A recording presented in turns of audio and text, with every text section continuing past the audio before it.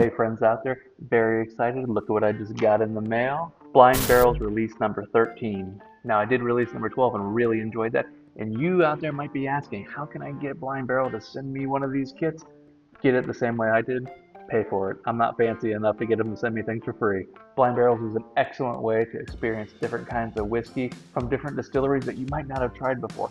It's really hard getting out there and paying $60 to $100 to $150 for a bottle you're not even sure you're going to like. This is an excellent way to try things from all across the US and venture outside of your comfort zones when it comes to bourbon. High proof, low proof, wheated mash bills, rye, it's all in here. Honestly, Blind Barrels is a must-have for any whiskey enthusiast. Let's go ahead and dive right in. Whiskeys for our first 2025 release. This is the 13 Blind Barrels box. Number 13 is called Heat, which I'm excited because heat probably means either rye or high-proof bourbon. There's 4 different offerings. An under-the-radar distillery from Middle America that's taking the whiskey scene by storm. A whiskey distillery using 100% of a grain that we've never featured before. A hazmat-proof whiskey aged in the Rocky Mountains. Yes. And our first ever repeat distillery. One of the nice things about Blind Barrels is they give you a tasting card so you can identify all the different flavor notes. Each bottle is labeled with A, B, and C. It does not have the distillery's name on it, so you truly get a blind tasting with every offering. I don't have the fanciest palate in the world. I'm just a guy who likes to enjoy good spirits, but last time I got pretty close, so we'll see how I do this time. Go ahead and try A. First up on the nose. Right off the bat, I get butterscotch and peaches. It's not really a dark fruit like cherries, but it definitely has a fruity overtone. And then there's a hint of baking spice, like a cinnamon or a clove. And just on the nose, I can tell you that this is probably a higher proof pour. I mean, I think they're all high proof pours in this one. All right, let's give it a taste. Cheers, my friends.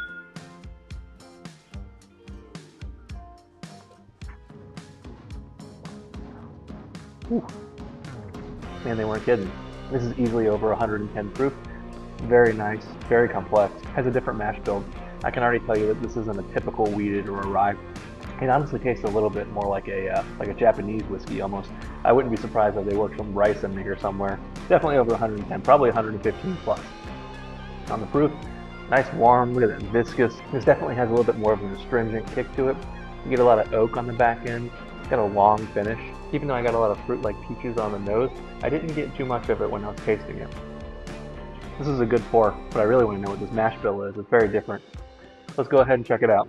So on the nose and the tasting notes, we got coffee, butterscotch. I got that. It's got cinnamon, peaches. Hey, I'm surprised I nailed the actual fruit. Usually I just go with the generic cherry. Caramel butter, didn't get that. I definitely got a little bit of toasted oak in there. Ah, that's it. This is a high proof American rice whiskey by J.T. Mellick Distillery. 118 proof. I nailed that one. I knew it was above 115.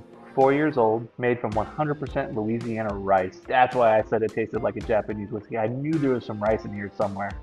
All right, next up we got B on the nose. Oh, that's nice. That smells so nice. This is cherries, vanilla, oranges, hint of chocolate, also high proof. I'm going to say easily above 110. All right, cheers. Let's try B.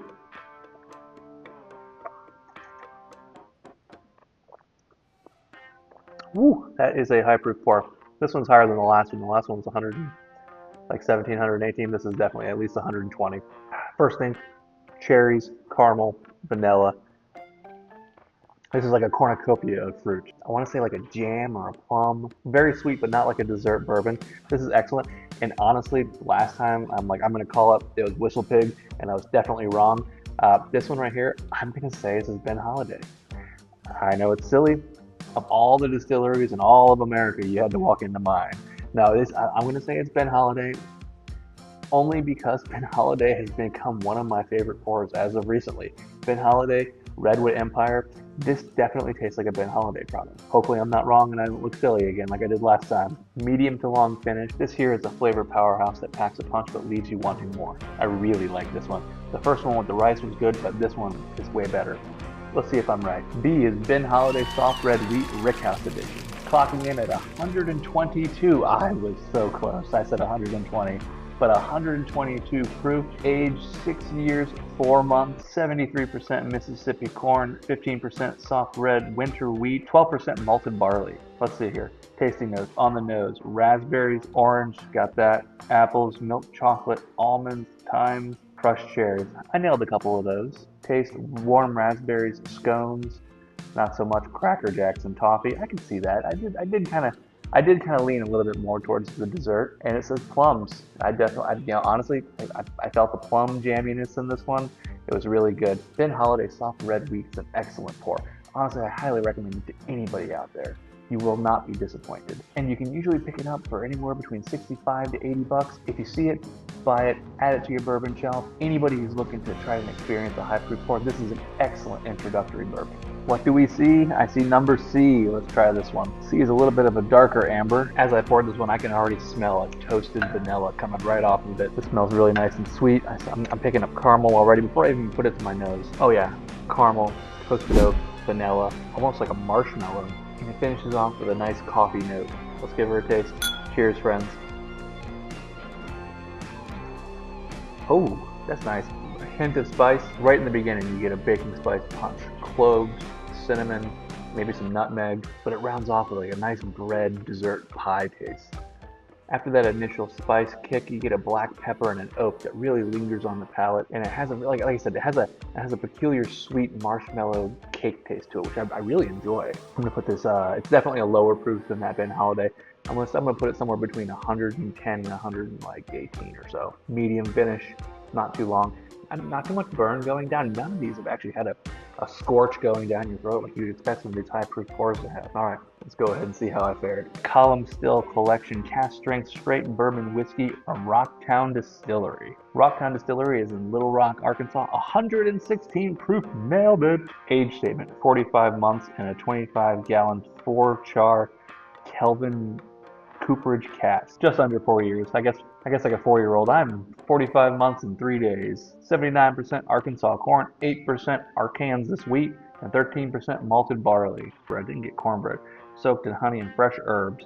The taste: Black Forest cake. Hey, cake! Balanced out by black pepper, spices, cloves, caramel pudding, and creme brulee crust. You know what? I honestly, I definitely get that dessert taste to it. Sits in the back of your throat for a few seconds and dissipates into a nice oaky sweet. This Rocktown is a nice pour too. I still like the Ben Holiday the best, I think, but we'll give him a blind taste later and see who wins. Let's see what we got with the last one. All right, let's see what the last one has to offer. First up on the nose, toasted oak, vanilla, and nuts. I'm gonna say like a pecan or an almond. It's got a nice toasted oak woody aroma to it. Pecans, almonds, and look at that deep amber color. Oh my gosh, look how dark this thing is. This thing must have spent a minute in the barrel. I'm gonna go ahead and say this is probably the oldest one of all of them tonight. It doesn't really have a strong ethanol smell. Woo! Hot dog. Never mind. That is very high proof. I'm gonna go ahead and say I just killed the palate with that one. Let's dive back in.